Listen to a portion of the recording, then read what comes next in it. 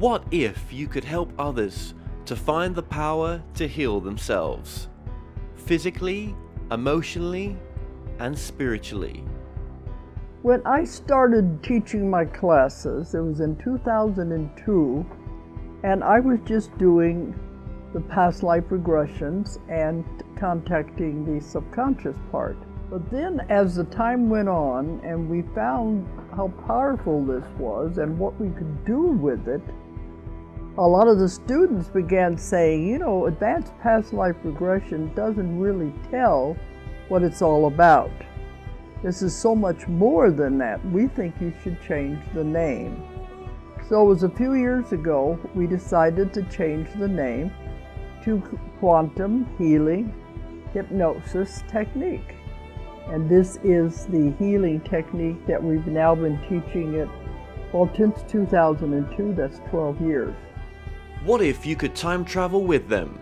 Visit mythical places or angelic realms, other worlds, other galaxies. Help others to speak to their higher selves. You can.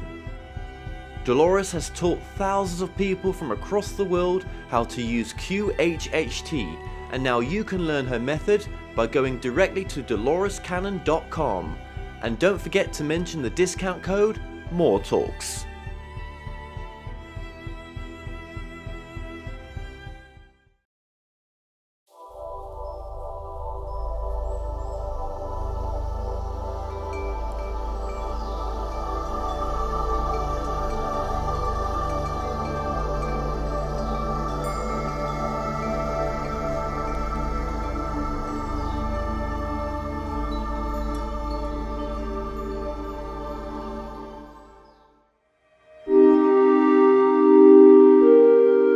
Have you ever wondered, can you communicate directly with spirit guides, teachers, or non-physical consciousness, or even our higher selves? What would they tell us? My name is Kevin Moore, and since 2015, I started to practice a form of communication which is termed channeling. I have been interviewing experts on my talk show to find out, does life continue after we die, and can we communicate with those that have crossed over? With each expert I spoke to, they all had different ideas. Is there knowledge from the past which could be shared with the present moment? So I thought, why not just speak to the non-physical world directly through channelers around the world? And that's what I set out to do. They Call Us Channelers will take the viewers on a journey into the phenomena known as channeling. And my main goal with this docuseries is to bring a new understanding and awareness to channeling by looking within ourselves and asking, is it truly possible that we can all use this innate ability?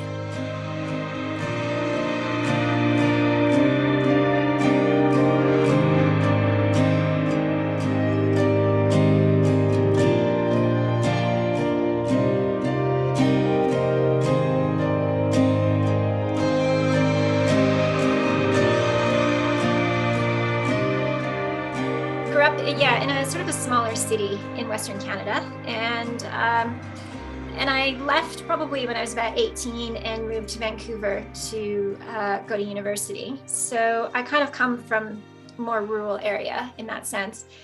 But when I was in university, I was only there for 5 years, and then I ultimately ended up leaving Canada for good at the age of about 23 or 24, moved to Asia, and then eventually immigrated to Australia. But there's so much more to that journey in itself. But yeah, I know. I bet there is. So, what part of Asia did you sort of end up in, and how long for?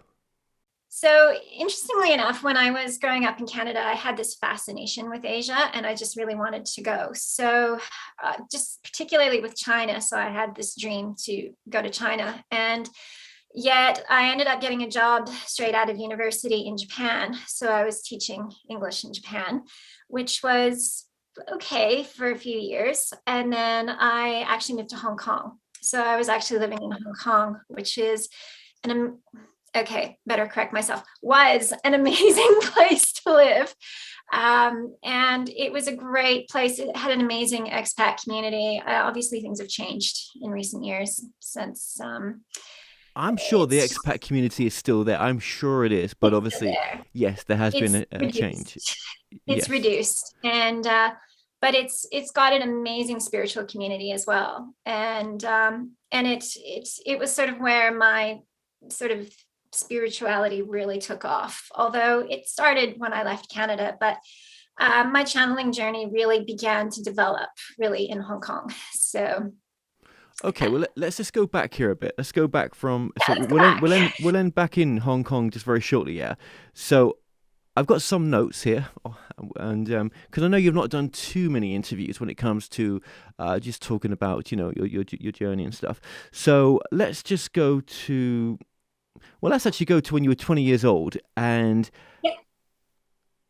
there was a time when your brother had a sort of skiing accident just before the event. You were warning him. You had some sort of intuition rushing through you that something was going to change in his life dramatically. Okay, so I'm just gonna go back a little bit further than that and just sort of explain that. So a lot of people, they have this sort of sense of always being connected or intuitive or things like that, and they kind of always had that knowing, that part of them was always there. I was not one of those people, right? I was one of those people that felt like your pretty average, normal person who wasn't particularly good at a whole lot and was trying to figure out who I was and what I was good at. And really, the first sort of sign that I even had any intuition at all was, again, when I was, I think, about 20 years old or so, just before I'd had my awakening.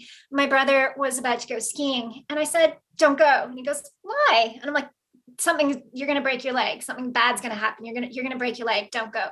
And he was like, "Oh, you're only saying that because you broke your leg when you went skiing." Okay, true story. But something in me said, "Don't go. You're going to break your leg. Don't go." Sure enough, he came home in a cast. So, and I went, "Oh, how did I know that? Did I jinx him?" No, I didn't jinx him. I knew. And of course, he wasn't very happy with the fact that I knew. But at the same time, I think he probably thought I jinxed him as well. But that was my first real sort of intuitive insight. And then, you fast forward 2 years later, and so my awakening story was kind of interesting because it wasn't like it just didn't happen well, okay, I'm waffling here for a minute, but like I said, I didn't really know that I was intuitive or there was anything special about me. I grew up in a very Christian home. Well, my father was Christian, and he was from a part of Canada where they were quite almost conservative in their Christianity. And so the idea of psychics and intuitive and all of that just was like, it's a no-go. You don't go there. You don't talk about that. That's the dark side. Devil goes there kind of a thing. So I never knew anything about this world, and I never even was curious about it because as far as I knew, it wasn't great. But when I was 22 and in university in Vancouver, a friend of mine was having a birthday party and invited a psychic to come and give everyone readings. And I was like, "Ooh, I'm a bit nervous about that." But I went, and she gave me one of the most accurate readings I've ever had. She was able to tell me things about my grandparents who had passed over that she could not have possibly known. And she basically said to me, "You've got some real gifts with this intuitive stuff. And one day you're going to be sitting in my chair telling people how intuitive they are and how psychic they are and how special they are." And I was like, "What?" So it was a bit of a shock to my system for her to tell me, "You have these gifts," when I'd spent so many years trying to figure out what I was interested in, what I was good at. And as you do when you're in high school and things like that. And that literally was my spiritual awakening, because I couldn't switch it off after that, as in I had to know more, and I had to know more about what I could do.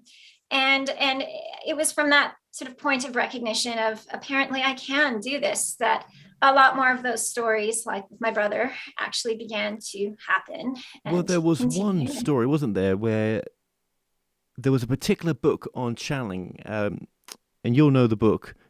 And I think you've got the book there. This Do you know what? got it I've right in front of me. Opening to Channel. That's it. I've read that book, and I think, well, the author's still alive.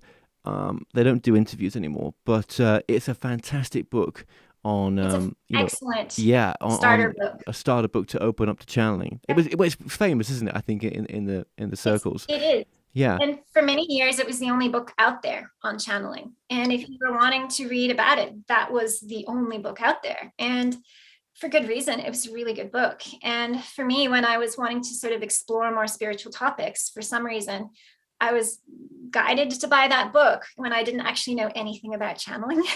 Was you living at home when you brought that book? No, so I was actually by this point living in Japan, because when I had this moment of awakening in Canada, I very shortly after took up a job in Tokyo.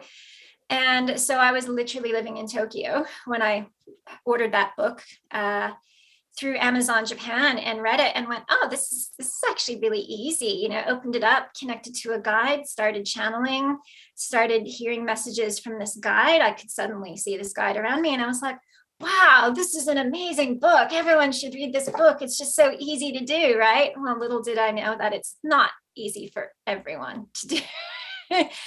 But it was easy for me. And honestly, for a lot of years, I was in almost denial because of that, because I was like, oh, anyone can do that. It's nothing special. What's the special thing that I do? It took me a while to kind of realize that is the special thing that I do. Oh, yeah, absolutely it is, which we're going to get into as well. Yes. So you had a voice that came to you. When you actually started reading the book, obviously the book talks about, speaking to your, or opening up to your spirit guides. I think there's passages like that in the book. And I think when you opened up to your spirit guide, you did hear a separation, a sort of, well, would you tell us what you heard?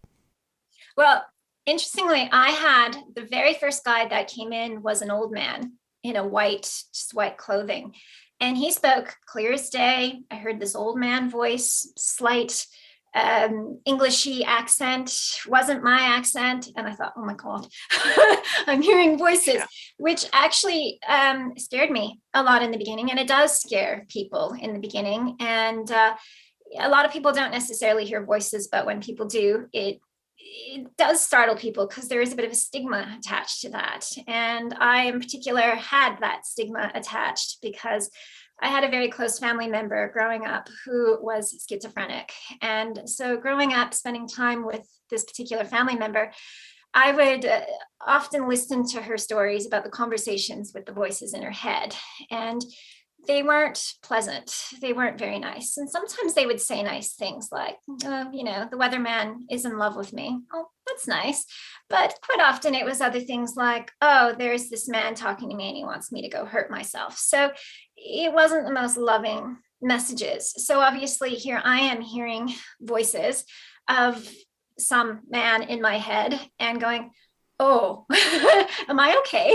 Yeah, this is where Auntie's path went down. Yeah, right. Yes. And so here I am actually quite nervous, like, oh gosh, and grateful at the same time that I wasn't in Canada when this happened, because I think I probably would have freaked out my mother. But well, absolutely. Well, let me ask you as well. We're going to stick on this track here, but just with people with schizophrenia, and with obviously, we've all heard the voices in the head. Yeah.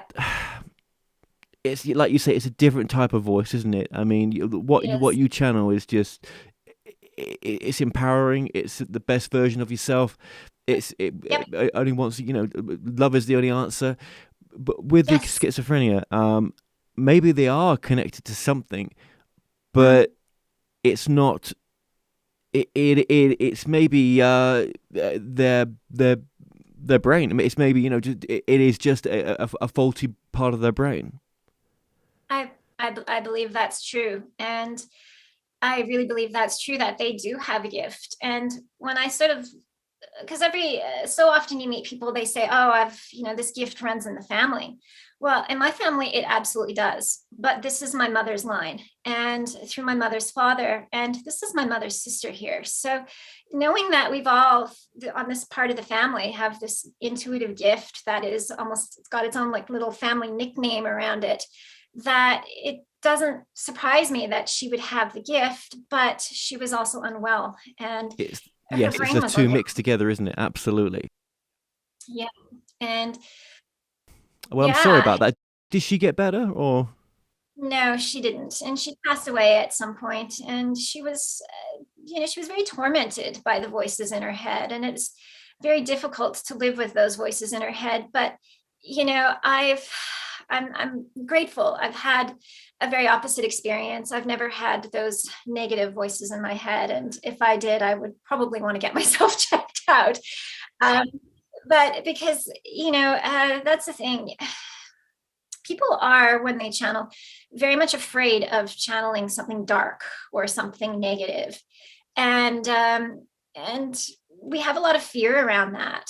And honestly, I've had to face those fears. And we could probably get into that in a little bit further down the interview, but to really become a really good channeler and to really develop our channeling, we have to face those fears that something dark or something negative might come through and we might say something not so great, but we need to face that and work through that in order to become really clear And channelers. I think to let that through, there's an agreement between you both. You Yes. are agreeing to want that, yeah, to work with it. Yes. You want to work with it. I don't think it's a case of it takes you over like in some of these movies. No, it's the energy being available, and you actually this is something you want.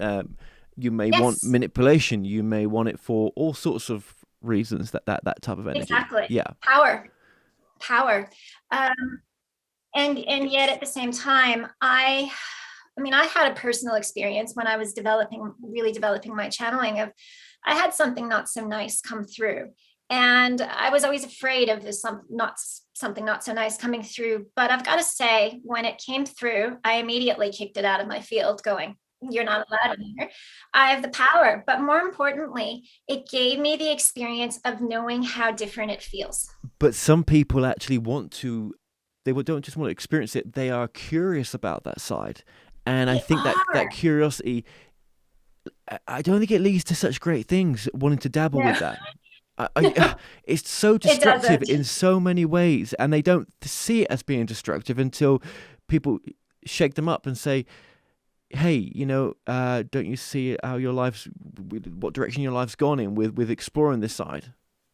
And can you see how much fear is being generated and created as a result of this, and the impact that fear is having? It's their on choice, others? but it's their choice, isn't it, to want to do that? It is absolutely their choice, but it wasn't mine, and I really wasn't interested in talking to those ones. But if anything, it gave me that clarity to know what it feels like, to know how not to connect to that and to keep that out, and to know that actually it's not as bad and as scary as we think it is. It's only big, bad, and scary if we give it all that fear. Well, I mean, look how many people, mess around with black magic and stuff like that, and it does go on. They'll get their spell books out, won't they, when they've got no idea what they're doing. The ex-boyfriend or girlfriend's really pissed them off, and it's time just for a bit of teenage almost revenge. But these are adults doing it, some of them, right? Exactly. And you've got to be careful what you mess around with. You really have. You do. And honestly, the best thing you can do is just set intentions to just channel the highest and best. Know, right? I know. Okay? So, and back to love and light. Back to love and light in this interview. Right? Exactly. Yeah. So, what was I talking about with my journey? Right. So I was hearing voices, and I was hearing accents, and I'd have someone pop in, and it was a male or a female, and I'd get all these different accents, and I just thought, oh wow, this is interesting. I was learning a lot, they were sharing a lot, but I actually, if anything, needed the voices to know that I wasn't making it all up. And this is something I feel like a lot of people on this path struggle with, is I feel like I'm making this all up. And I myself was such a disbeliever for so many years that I actually really needed the evidence that I wasn't making this up, that I wasn't going crazy. And so for a period of about 2 or 3 years, I had a lot of different voices and accents and personalities. Oh, wait a minute, you're not sounding very human. What are you? That kind of a situation. But interestingly enough, that actually, once I had come to terms with it and accepted it and really embraced that, the accents and the voices, in terms of the differentiation kind of went away, and it kind of all started to sound different, like it was not me, but it was less foreign, if that makes sense. So And that's a big thing that you just mentioned there for a lot of people. It's, I'm making it up.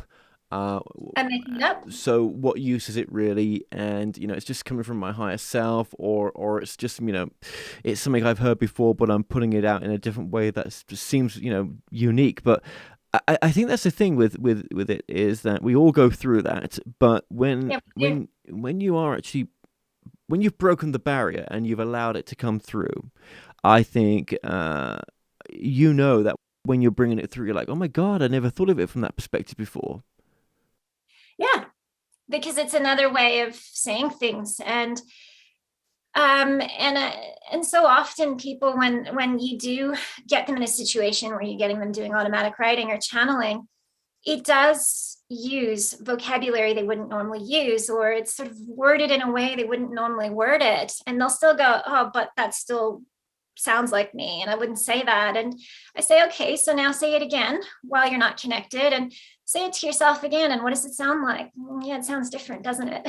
you know so it's a really good exercise. But honestly, the biggest thing is that doubt, or it doesn't sound like channeling, or I'm making all of this up. And yet, if you can go, okay, maybe I am, but I want to get better, or okay, maybe it sounds like me, so I want to improve it, and just sort of change your mindset and go, okay, I'm going to doubt this, and that's part of the process. We all doubt this. And if you acknowledge that's just a normal part of the process, it gets easier to just open up to more and allow more in. Because if you're just going to keep dismissing it and dismissing it, you're just going to shut it down, Absolutely, you are. So, how did you eventually end up from Asia to Australia then? Okay, well, so when I was in Japan, as I said, I started opening to channel, and then I moved from Japan to Hong Kong. And in Hong Kong, there were a few channelers that were actually living in Hong Kong that you wouldn't think so, but Hong Kong, as I said, had a really nice, tight-knit spiritual community where everyone knew everyone, both in the expat and the Chinese community, which was really nice. And there were a couple of channelers there that I worked with and really was able to develop my channeling with, and get that exposure of what is a really good channeling sound like. And so I was there for 4 years, just really working on that, and just teaching. And I ended up working in a spiritual shop for a year, which was great way to meet a lot of other practitioners and things like that. But I just had this intuitive sense that I had to go. And I didn't know why. Things were kind of coming to an end. My visa was coming to an end. So I thought I was being pulled to Australia. I didn't know why. I just felt I had to be here. So I came on a 1-year backpacker's visa and heard great things about Melbourne from people I'd met overseas in Asia who were from Melbourne, who ironically weren't living in Melbourne. But I landed here and didn't know why I was here, didn't know anyone here, but I felt I needed to be here. And shortly after, met my husband. And so that was kind of it. Like, he was the reason I needed to come here. And now Melbourne's home, and I've been here ever since. So that's amazing, isn't it? That's so. It is. So beautiful, yeah. And you've got a child now as well. I do. Family. I have an 8-year-old. Yep. And he was actually something that really changed things for me, because up until he was born, channeling was a hobby. It was something I loved to develop and loved to do with friends, and just I was always working on developing it, because that's the thing, right? Just because we open up to channel, and my first proper voice channeled experience, because that's the thing, I was, bringing the messages through in conversations. But at one point, this is also in Hong Kong, at one point, I literally had a guide come in and take over, and personality changed, voice changed, accent changed. And it actually, again, surprised me and made me realize not everyone does this, or relatively quickly.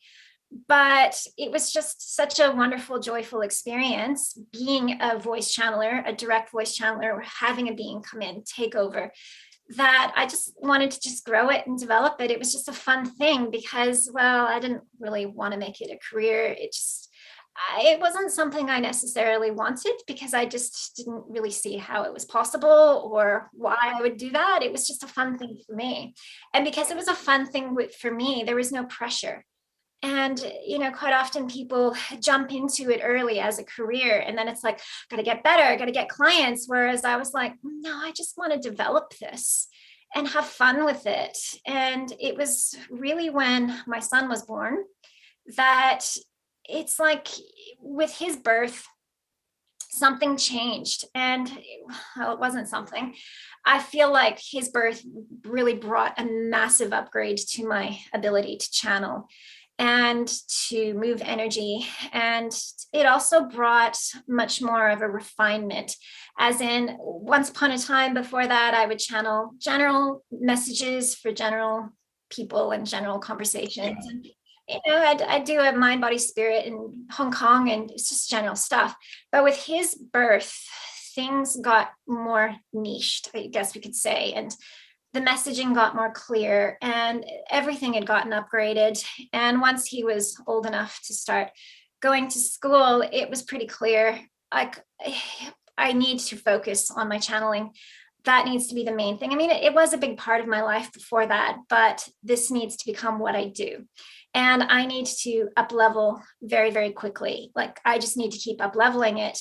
And a fellow channeler said, you've got to start a business and you've got to start doing this professionally, because that is the fastest way to grow, is by doing it for others, not just friends, not just yourself.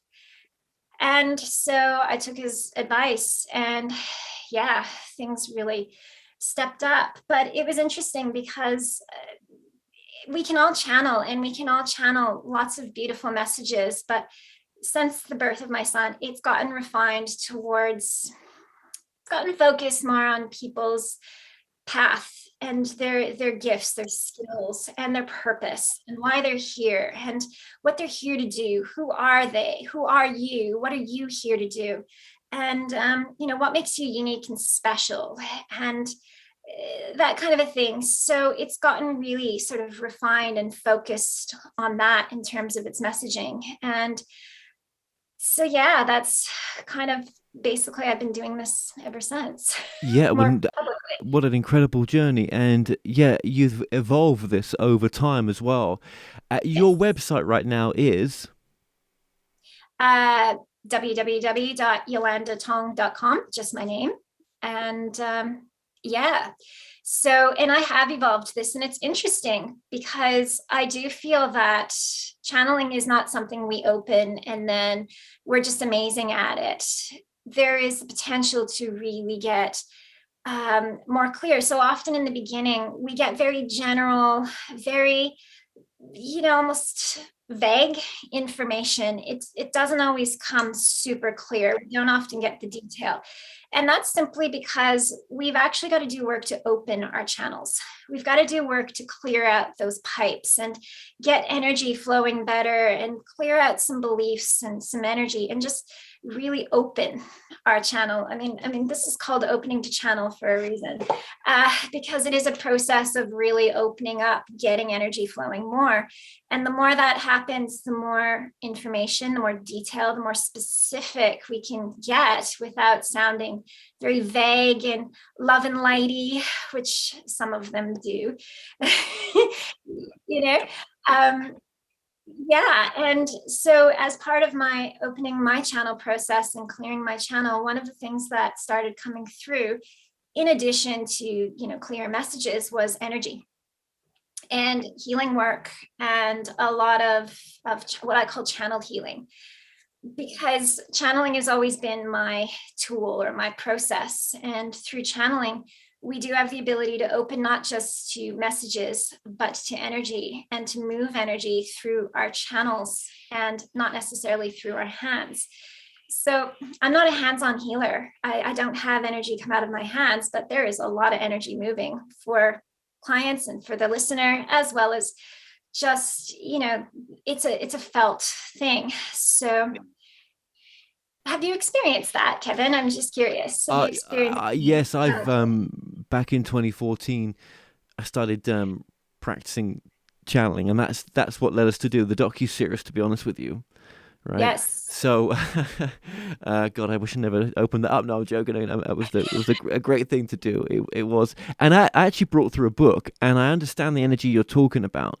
Yeah. I was with a lady called Pauline, who was my brother's wife's mother, and she was very much into channeling, and she helped guide us in those very early days. And I never Yeah. thought I was going to bring through a book, which is still unpublished yet, but I will publish it one day. I really will. I was Yeah. funny. I was thinking just before coming onto this call with you, I was thinking about that book. I was like, I've got to publish that book. Do you know that? Yeah. Just yeah, and we're talking about it. For me, my practice was a door would appear in front of me, and I would walk through this door, and then I was connected, and then I felt the energy, then I felt the shift, and I know I could still do it. So yeah, I totally understand what you're saying, and I I see that you're a teacher. And we talked about this off air. You're a teacher teaching others how to channel as well, and that's what I Yeah. wanted to talk about. We've got so much to talk about, right? There's me saying to Yeah. you off air. Oh my God, what are we going to talk about? I've got no notes, right? Yeah. Do you teach that? Because do you know what? It's funny because you're holding that book up on the screen, and I really wanted to shout out to you, but I didn't. You got to write your own book. Yes, I know. I know. Yeah, it's a work in progress. Right. Yeah, I felt that to say I that to you, and I'm glad I've said it. Yeah. Yes. And I do have a book that started coming through, and then you can thank lockdowns for the end of that, because I was literally, it was coming through, and then lockdown, have to homeschool my son. And it's like, there goes my writing time. And And how then, long did that lockdown last for you in Australia? so that lockdown, oh gosh, Australia, Melbourne in particular, has had the most number of days in lockdown. So we were literally, we went into lockdown in July, and I think we came out in November. And so my son then went back to school for about 6 weeks or so, and then school holidays, summer holidays.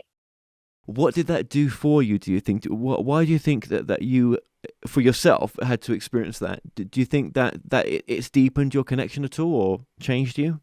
Lockdown, Yeah. lockdowns. Yeah, lockdowns was, well, it was challenging, but what it really helped me do was to separate my own personal stuff much more than ever before and go, right, this is hard. I'm in the longest lockdown. I've got a son home that's struggling. And yet there are so many who are struggling as well. And lockdown for me was about separating my own struggles to support others through it, and just really strengthening that ability to do that, to be able to support myself and others. And for me also as well, it just gave me time out to do things I'd always wanted to do but couldn't, you know. And it was a blessing for me. It absolutely was a blessing, and we were completely taken care of. Unfortunately, not everyone was as lucky, but I understand that. No, no, absolutely. And yes. And I think it probably showed you that when you did go back to doing this full time, which I know now. I was doing it full time the whole way through. Oh, right. Okay. Okay. Yeah. Well, how much Yeah, people see, needed that your was help as well. That's what my point was. Yeah. absolutely, because I guess the difference is I've always worked online. I've always worked through Zoom.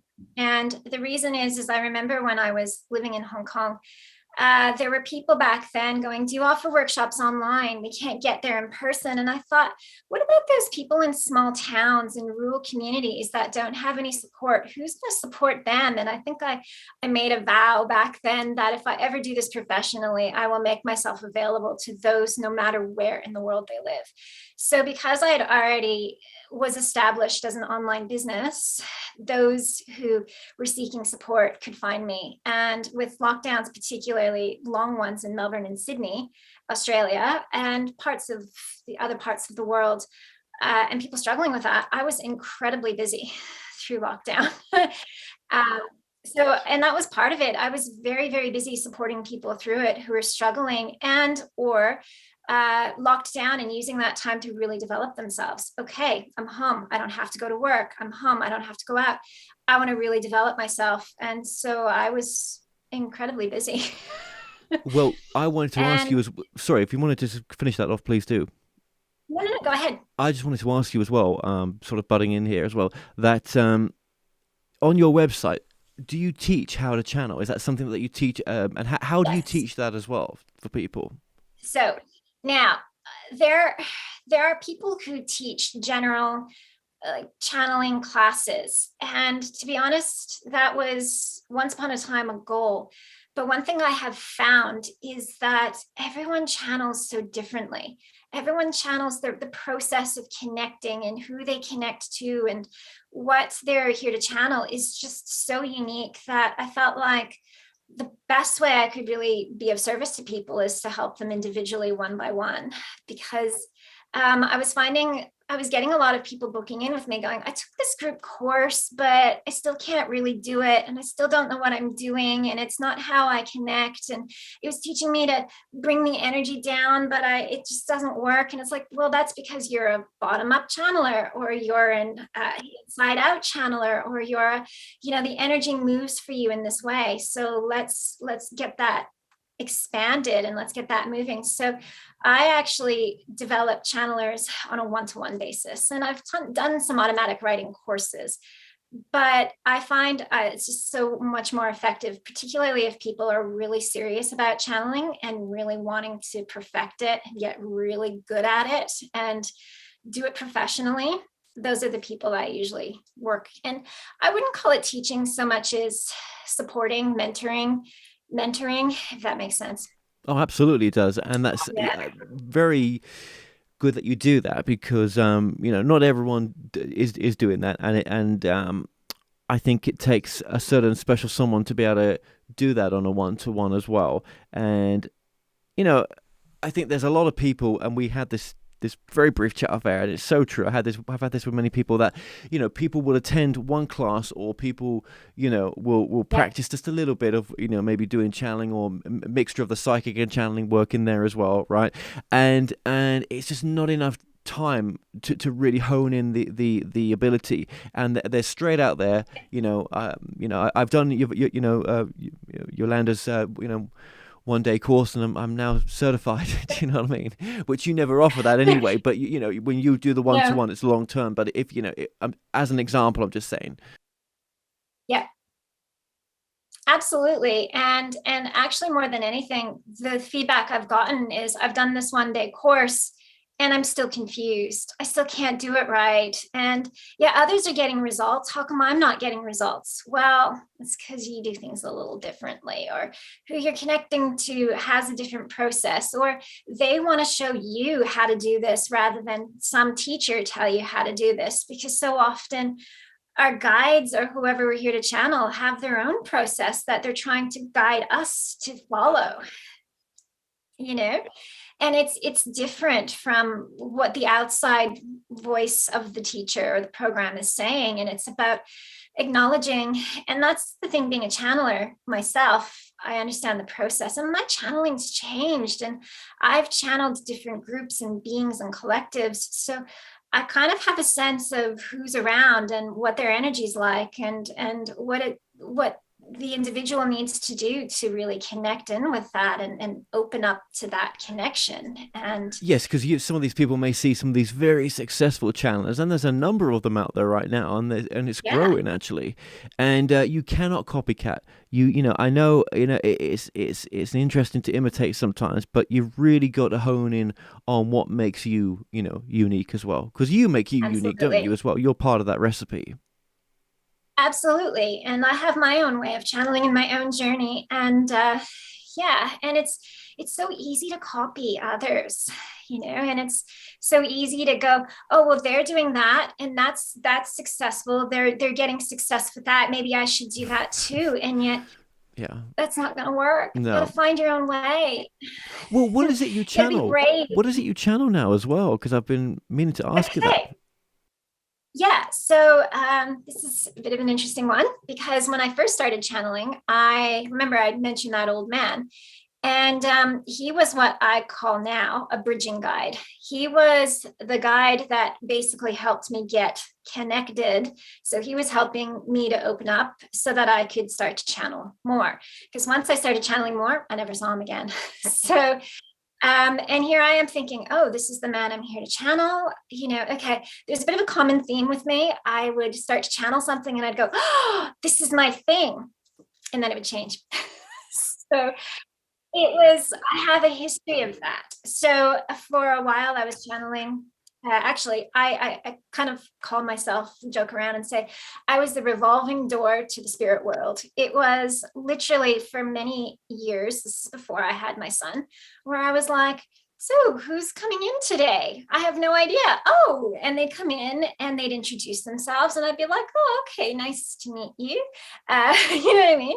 And so for a long time, it was angels, ascended masters, galactic beings, loved ones, crossover, whoever, whatever. I was just, it was always changing, and it was whoever needed to come through for the first person I was channeling for, which was great because I feel like I got to meet everyone in the room, so to speak.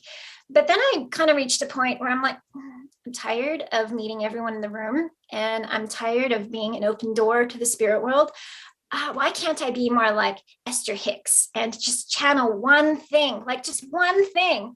And so then everything kind of did a little bit of a reshuffle. I did some work on myself, and in came the Ascended Master, Mother Mary. And I was like, really, Mother Mary, of all the people I'm here to channel, it's you?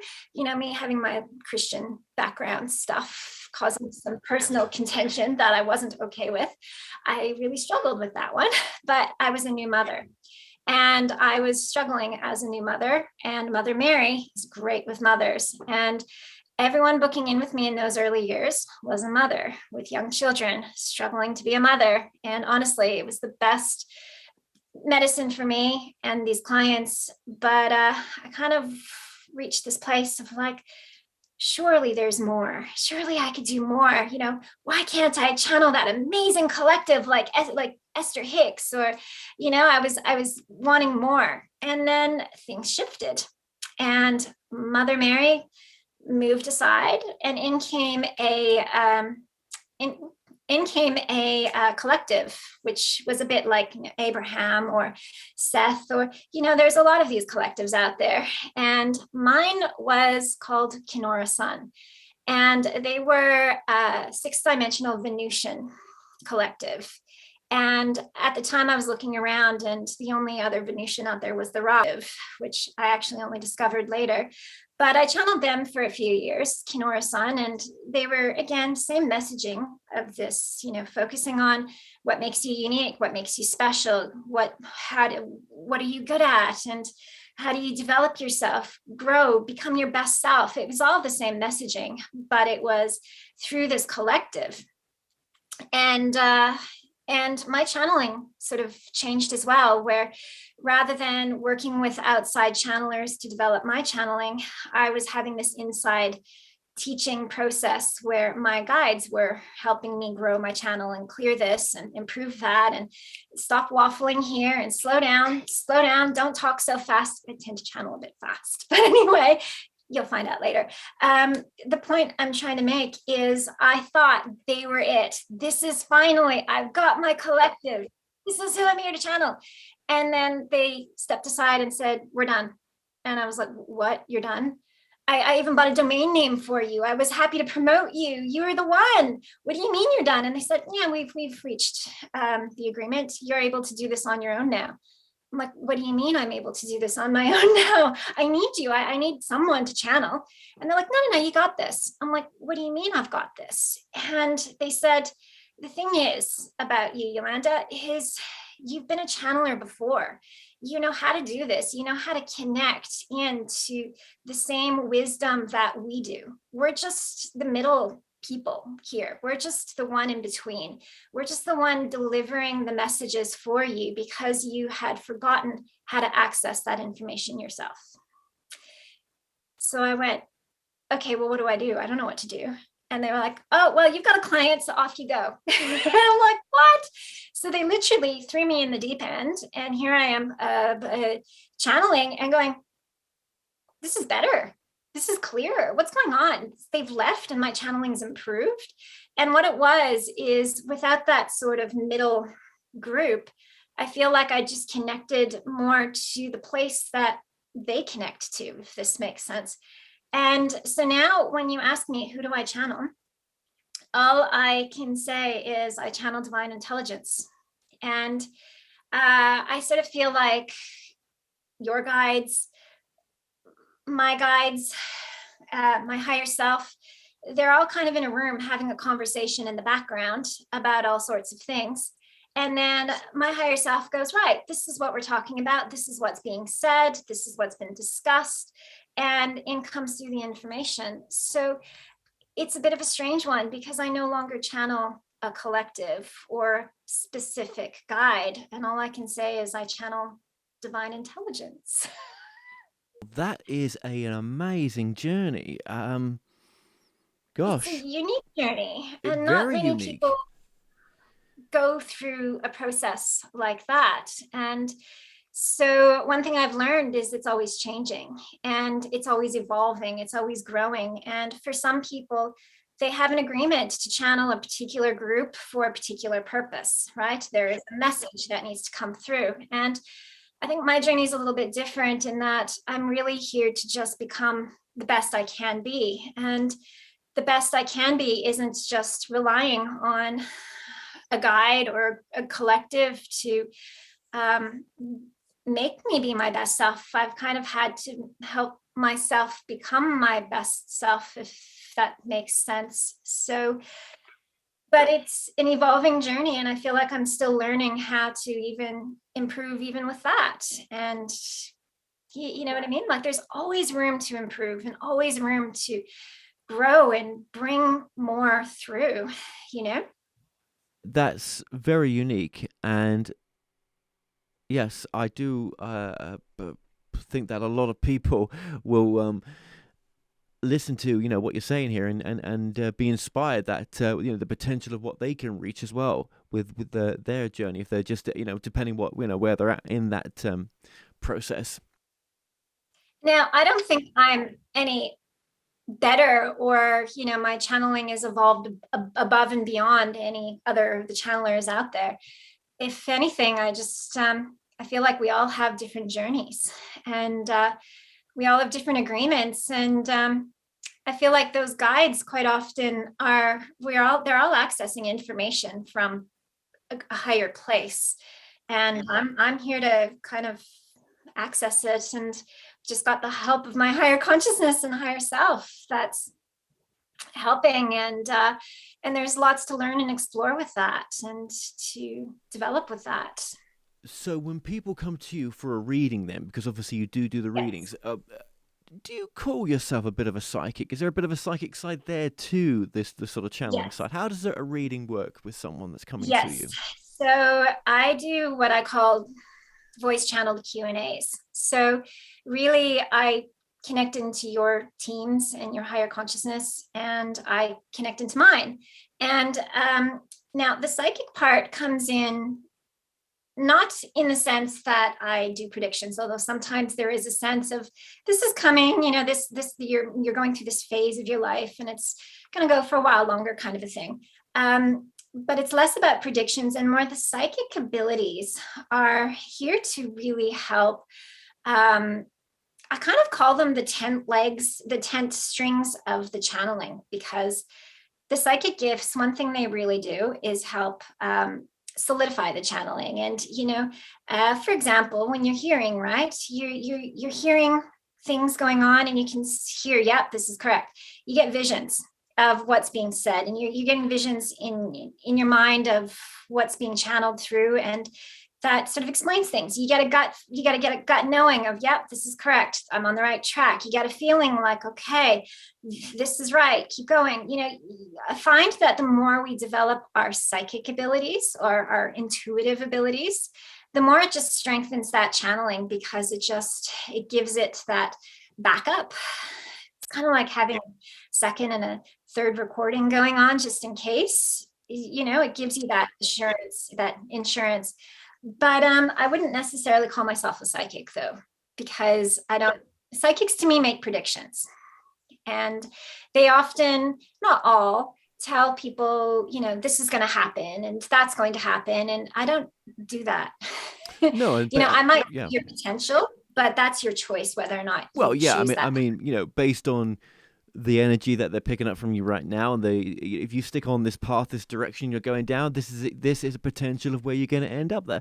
But Exactly. and then people have the free will, and they do change that outcome because Absolutely. But with your stuff as well, when you channel for someone, would you say you're tapping into the potential of their life purpose maybe a bit more? Yes. Potential of their life purpose and the potential of sort of what's up there in the higher consciousness, or what's in the background, in the unconscious, that they haven't realized. And there's a lot in the unconscious, a lot of things we dismiss as going, oh, that's nothing special. And actually that's very special. Bring that out, develop that, because that's the thing. That's a really key piece when people go, well, what does that even mean? Or how is that even special? But there is a lot of that comes through. But people tend to book in for a channeling mostly because they're just wanting more clarity and awareness of things, because it paints a bigger picture and it brings more detail and confirmation, because quite often there's key words or key phrases that are like, I just thought that this morning, or, oh, I just had something happen with that. So there's that seemingly psychic element of how could she have possibly known that comes into it. But again, it's just all tapping into that higher consciousness and connecting to your higher self and higher consciousness. I didn't know that. It just came through, And you do things over Zoom, you can do things over Skype. There's many ways that you can connect with Absolutely. people. Yes, absolutely there is. I really want to ask you this as well, and I hope I'm okay doing this.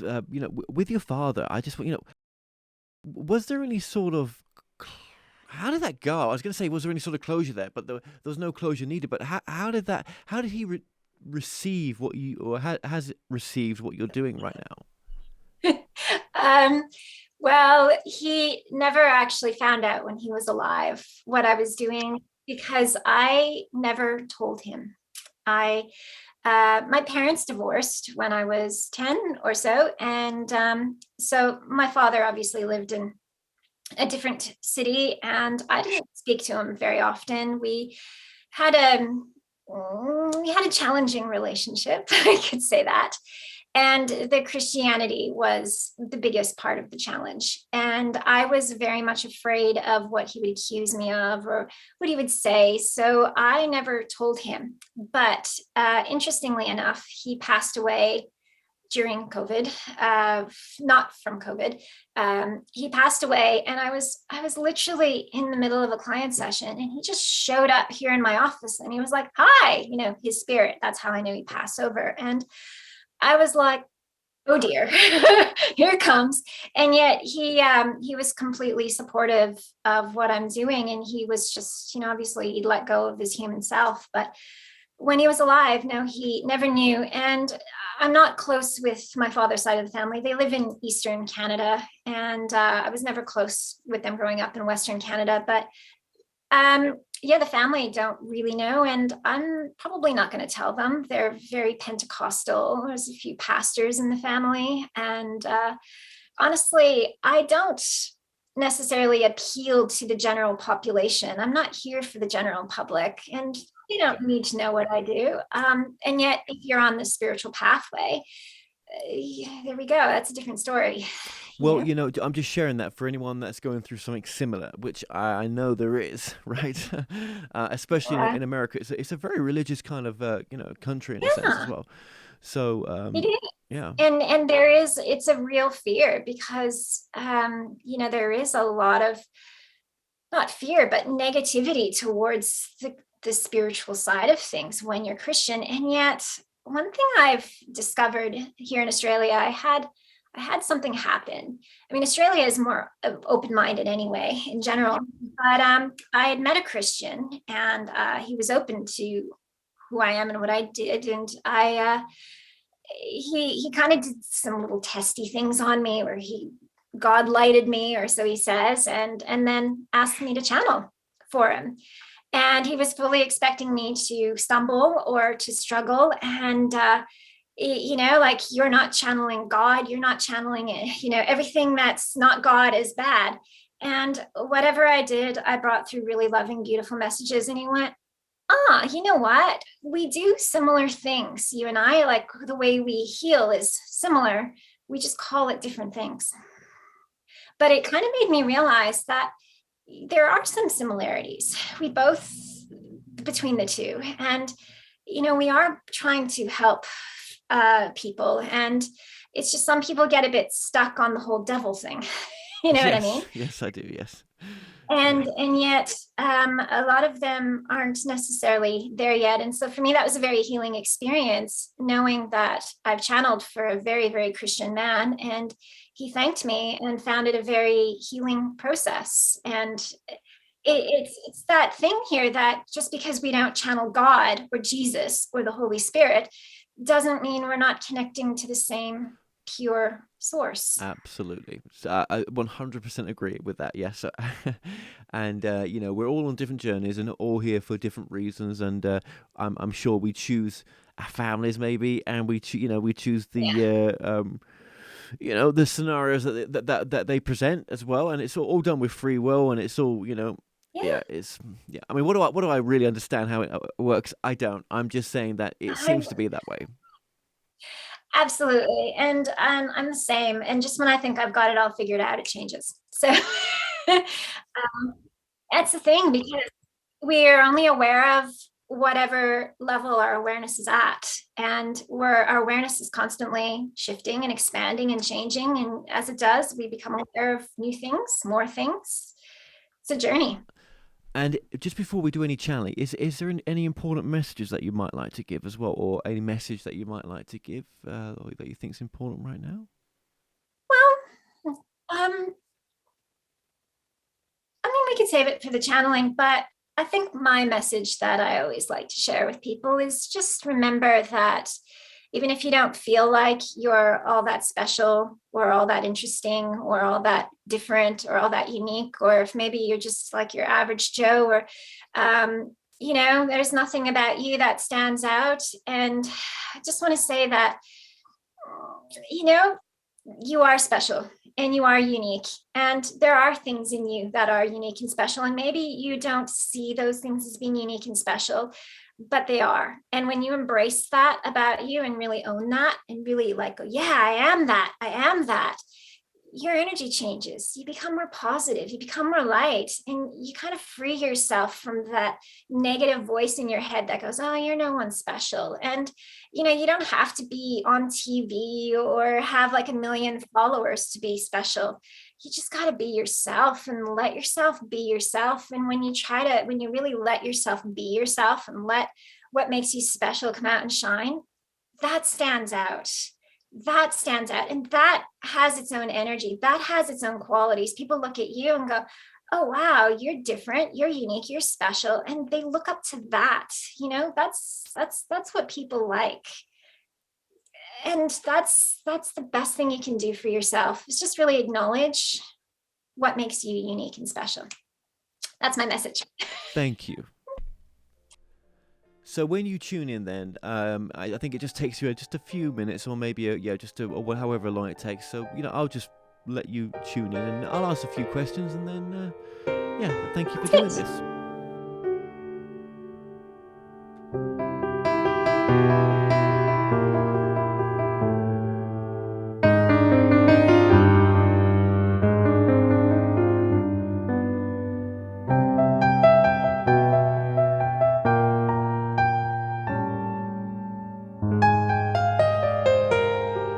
Okay, so we'd like to begin this channeling by, rather than share too much to begin with for the audience, we would like to begin with a question, if you may, Kevin, such that we may begin to step into this channeling with something and expand upon it from there.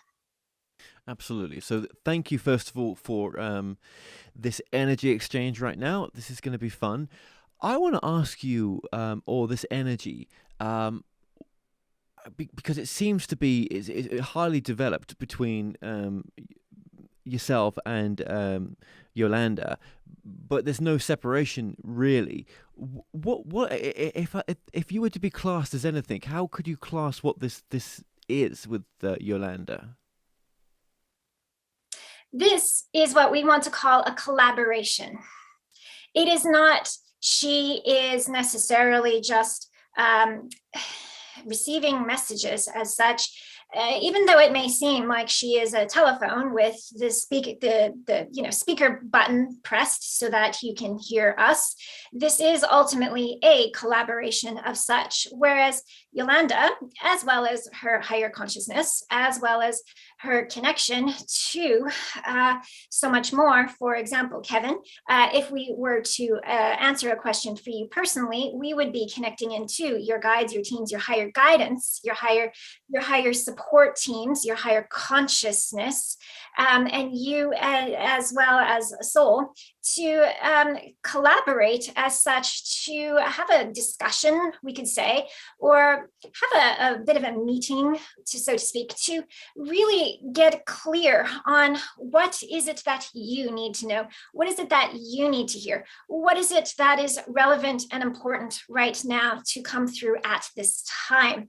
And the collaboration is such that even though Yolanda here consciously is not aware of this conversation and isn't aware of what is going on, her higher self is present for this collaboration and this consciousness, as well as being connected to this. She is able to access things such as the Akashic records and ancestral lineages. That being said, that tends to come out in a different type of session.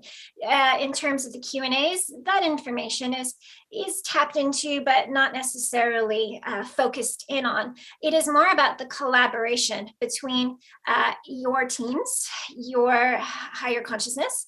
And now in this case, we are speaking to an audience. We are not necessarily speaking directly to you, Kevin. Therefore, we are not at this present moment consulting with your higher consciousness or your teams.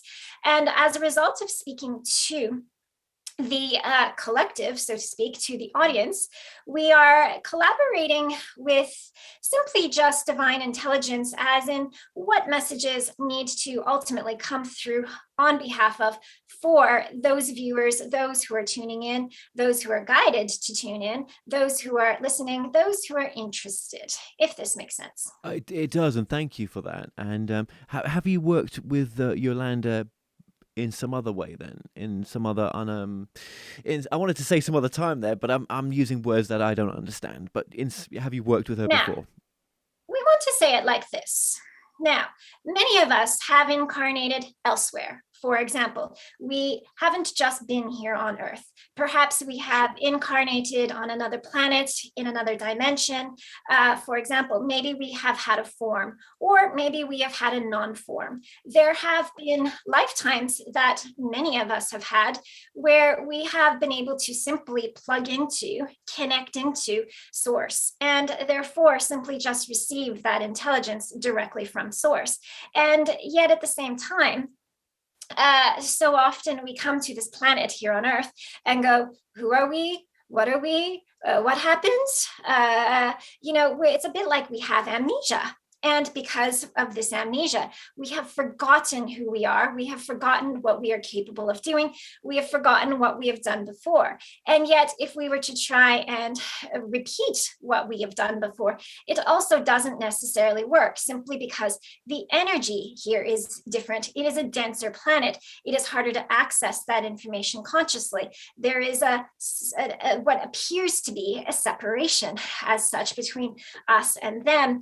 And so often we are needing support to bridge the gap, to help us, because let's put it this way, if we were to plug into the fullness of divine intelligence, the fullness of Source, we'd probably all short circuit, because the energy would be highly overwhelming for our refined systems here on Earth.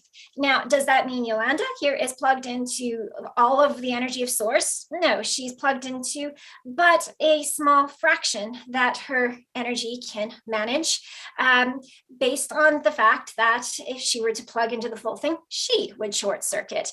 But it is a process of evolving the consciousness and evolving the energy energy, as well as the ascension of the planet itself, such that as the energy lightens up, so to speak, and frees up, so to speak, there is a bridging of the gap so as to make it easier to channel and to connect into a higher consciousness, so that it is easier to step into and tap into and do more.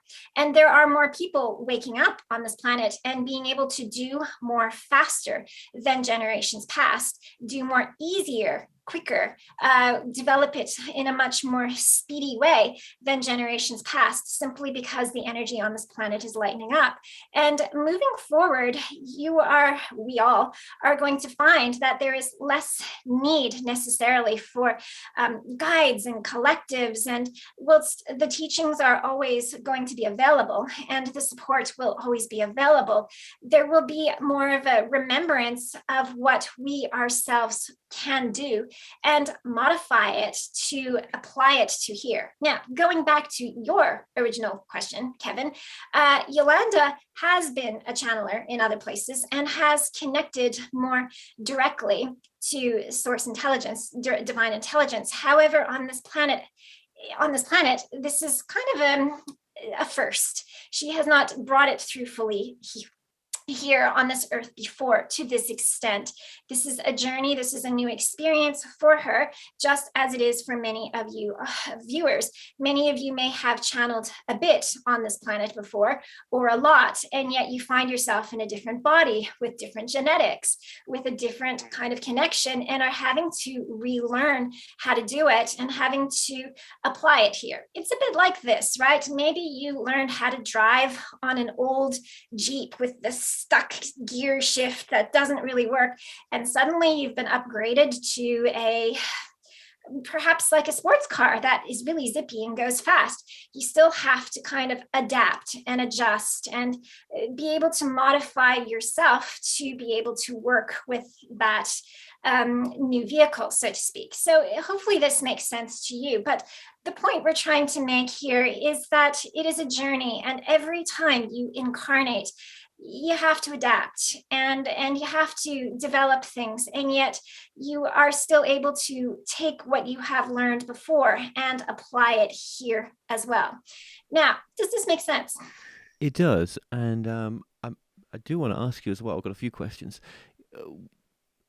I was going to ask you, why do we come here? Why do we have this experience? But really, what I want to ask is why have we come here now and this time now? Why have we chosen to all?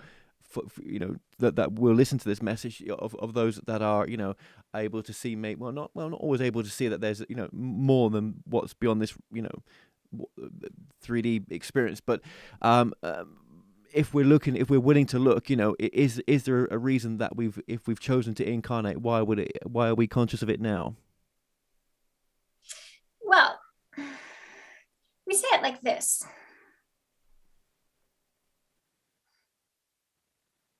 Now, many of us have our own personal reasons for coming here. Perhaps we want to develop this or experience that, or try this out and see what it feels like, or this and that. But that's more of a personal level. Now, we want to explain that we all have our personal levels for being here, but there is more to it than that.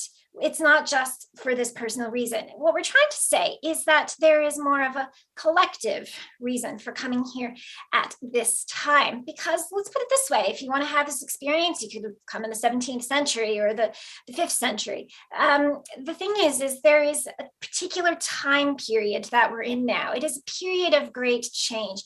It is a period of acceleration. It is a period of evolution and ascension. It is a period of developing the foundations of more to come. Now, some people talk about New Earth or being in the Aquarian age or whatever you so call it.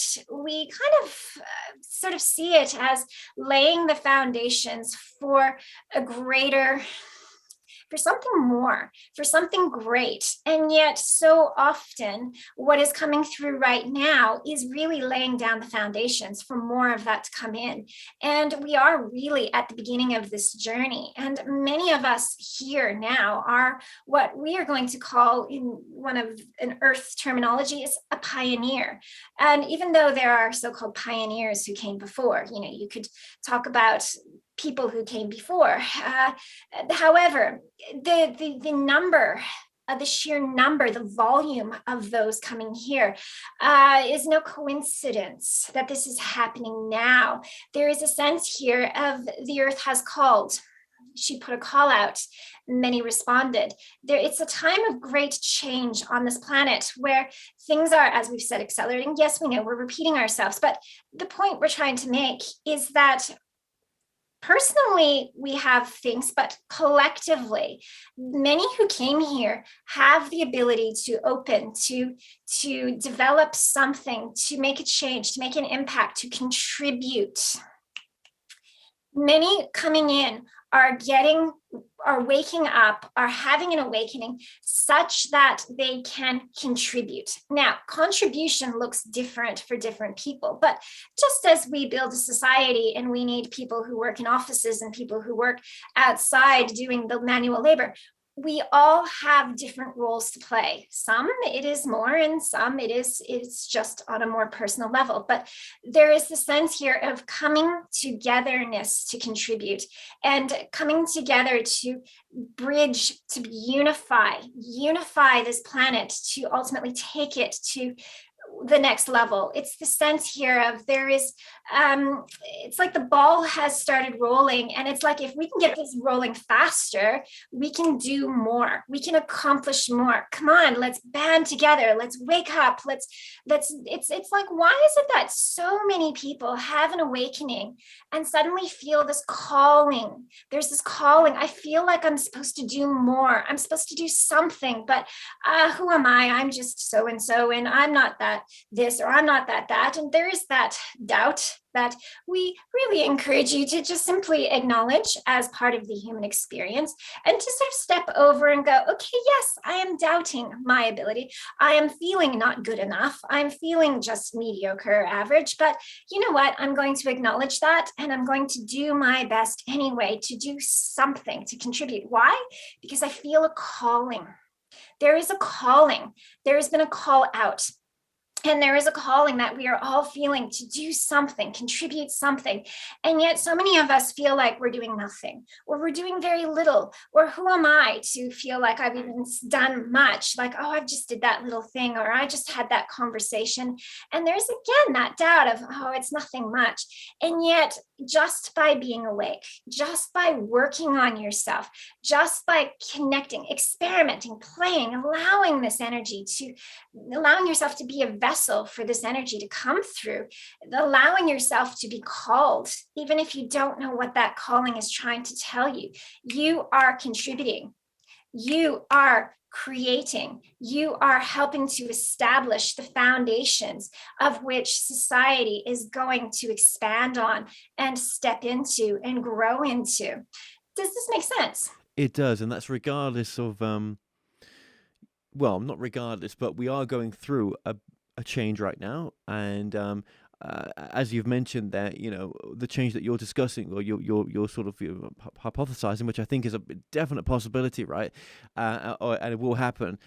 It's not without road bumps. It's not without, changes sometimes can be painful, as we're seeing within the conflicts within the world right now, Russia and other things going on.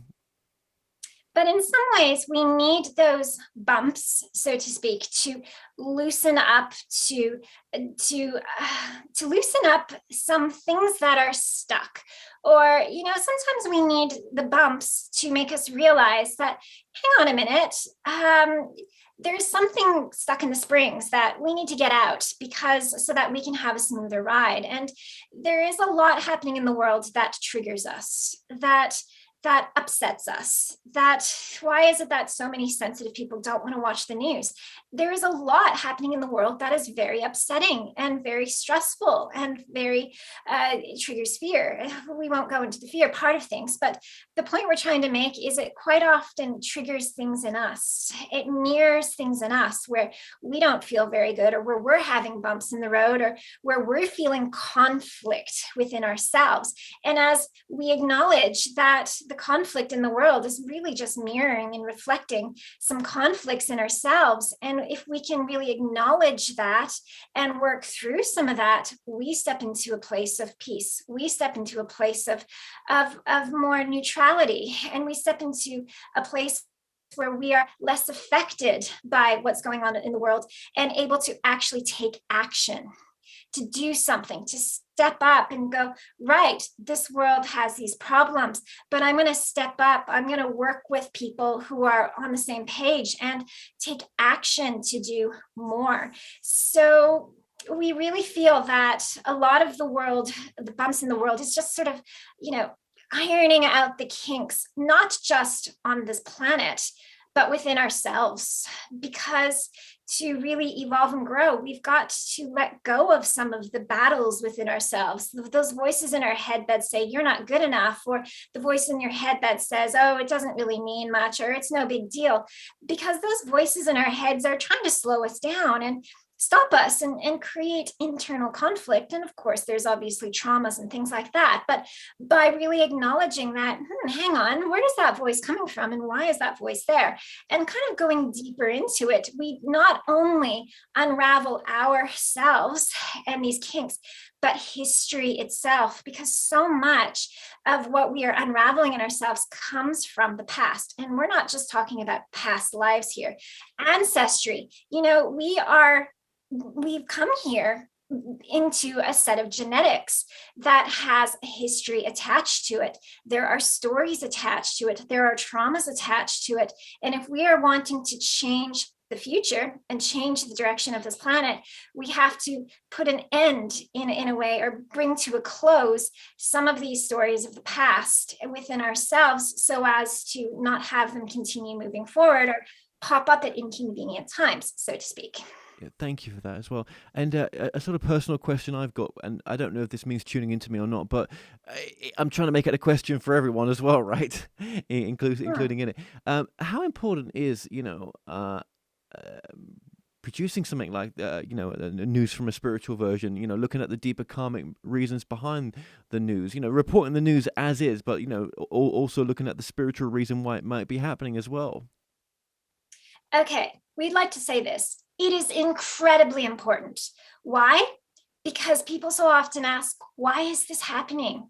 Why is there a war? Why is this? Why are there floods? Why are there this? And one of the things that a spiritual perspective brings is more of that understanding as to why, and also empowers people to be able to do something. Because so often, how often do we watch the news and go, oh, this is happening, and it's like, oh, I feel disempowered. What can I do? I'm just me. It empowers people to be able to acknowledge things and do things, because, okay, there is, by understanding the why, and the spiritual network, what it can also do is sort of bring together more information around what can you do about this, and maybe not necessarily for this situation. And it's not necessarily about donate money, but about, what can you do with yourself? What can you do in yourself to really help yourself as well through this, so as to cope with this, so as to manage the news, and also just to bring more of a positive balance. Because we want to say it like this: how much of the news is positive and how much of the news is negative? Well, if you kind of look at most of the news out there, it's like, what, 90% negative. You might get a good news story thrown in here and there. And even when you go to the alternative news, how often is that alternative news caked in fear, simply because, well, the alternative to that is, well, there's this and oh, this, and even that feels heavy and draining, to the point that, well, what's the positive part of this? What do we have to look forward to? What's the potential for this? Where can this potentially lead? Is there a positive outcome? Is there any hope? Is there any hope? And quite often when we listen to the news, we feel hopeless. And what this world is calling for, what the planet is calling for, what the collective is calling for is a balance to that, more hope, more potential for there to be peace, more potential for there to be something good, the more potential for it to, to be said, for the things to be explained in a much more positive, loving way that is more less triggering and less fear mongering, and more just feeling like okay, now I understand, now I can do something about it, or I can contribute, or I feel guided to do something to help this, to support this, because I see the bigger picture. I see the purpose for this.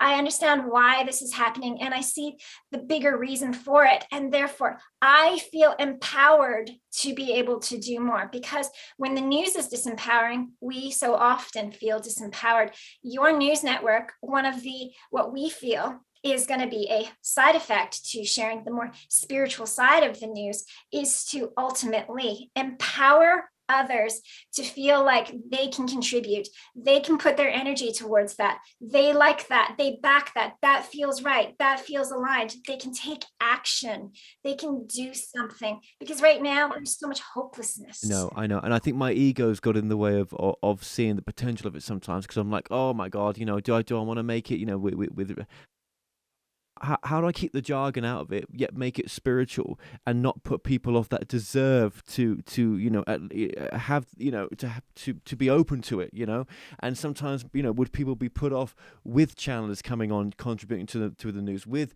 astrologers, numerologies, all sorts of whatever type of spiritual advisors they are, right, or gifts they've got to contribute to the news, and also it's not the ignoring of what's going on in the world, it's the balance of it, showing what's going on, and then balancing it with the deeper karmic reason.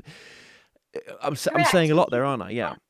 You can't just ignore the elephant in the room.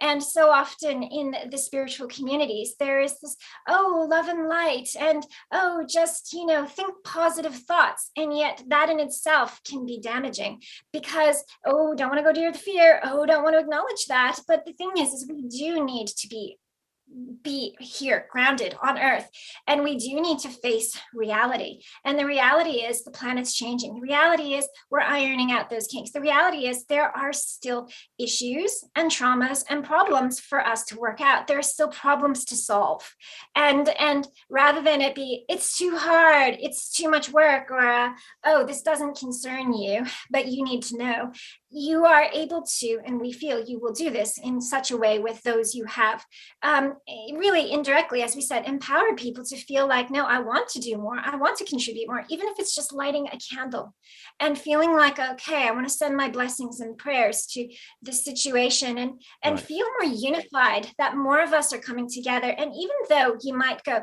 is there even an audience for an alternative news with astrologers and channelers and such? We say yes. Because if you were to do a survey to find out the number of spiritual minded people, awakened people, or whatever you shall call it, that watch the news, you'd find many don't. They rely on social media, or they rely on things they hear simply because the news is just too distressing. So by providing an alternative that is in alignment with a more sensitive spiritual person's nervous system, and is much more empowering to them as a person, and more enlightening to them who are more at a much more expanded level of consciousness, you already have a following. Well, the weirdest thing is that anyone that I've ever mentioned it to, the only thing they say to me is, when are we starting? I've never had anyone say to me they don't want to not be a part of it, and I'm like, that's it's a powerful energy, and I think everything happens at the right time, and my time's coming for this very soon. The start. Correct. Yeah, and that's the reason why I've come to America. Yes, it's the reason you've come to America. It's just about getting a few little behind the scenes, back end, little bits and pieces sorted about location as well as, the technical paperwork stuff, but getting your energy really ready. Because right now you're feeling it's okay. We're coming back to you here, and we're just going to tune out the audience for a moment, and we're just going to collaborate with you in your higher consciousness and the team up there that are really wanting to bring this news network to life. And they are saying to us, we're just paraphrasing here, we are not necessarily channeling them directly, but they are saying to us, it's just about ironing out those little kinks. And just, it's like you are already guided, you already know what's coming, and yet consciously you're just like, oh, I'm just so preoccupied by, I've just got so much work to do. You do have work to do right now, and there is still some contracts in place, so to speak, to get a few things done and get a few things sorted so that it can be behind you to clear up space for this to move in. Why? Because this needs space. And this doesn't need Kevin, who's only half committed to it, because I have so many other things to do. There is a timing to things, and there is a natural closure to certain projects you have ongoing that are going to reach their natural state, which frees up your energy. So weird you say that. I want you to. I hate talking over you, right? I love you what you're saying, right? I really do. I've got to just say what you're saying, just confirm what you're saying here. There's nothing more powerful than what you're saying to me right now, personally. That is, that I feel that there's. I just almost need to finish the few things I've got to do contractually, and I'm finishing everything then, and I've got to give everything to this network. It's going to take everything from me, but it would be the most rewarding thing ever. Do you know what I mean? It's not like, it's my purpose. Do you know? Yeah. So I'm just saying what you're saying is so correct. Yeah. Yeah. I know. But we also want to just refine what you've said, and just sort of to mention here personally that there is a belief here that it's going to take a lot out of me. It's going to be really hard. It's going to be lots of work. I'm going to have to get really busy. And on the other hand, we want to sort of just bring that to your awareness that there's a little belief here that it's going to be big work. It's going to be pressing work. It's going to be almost demanding work. And yet we want to just say that energy doesn't belong to you. It is, a bit of a historical thing here. Your father, you got to work hard.